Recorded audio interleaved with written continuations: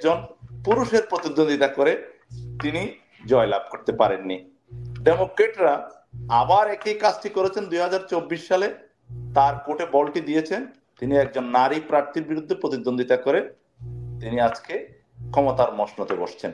আমি এই জন্য বলছি, এই ক্ষমতায় অধিষ্ঠিত করে দেওয়ার জন্য সবচেয়ে বেশি কাজ করেছে ডেমোক্রেটরা, তার কোর্টে বলটুকু দিয়েছে।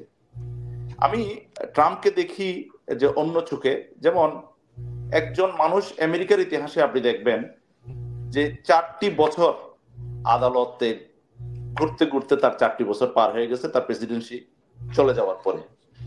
এটাকে যদি আপনি মনে করেন তিনি প্রতিবাদী মানুষ, তিনি যে প্রতিশ্রুতিগুলি দেন, আমি আসতেছি, তিনি প্রতিশ্রুতিগুলি দেন সেই প্রতিশ্রুতি বাস্তবায়ন করার মানুষ। তিনি যে প্রতিশ্রুতিগুলি দিয়েছিলেন আপনি দেখবেন যে গণমাধ্যমগুলিতে যে খবর এসছে যে তিনি দায়িত্ব নেওয়ার পর থেকে 7টি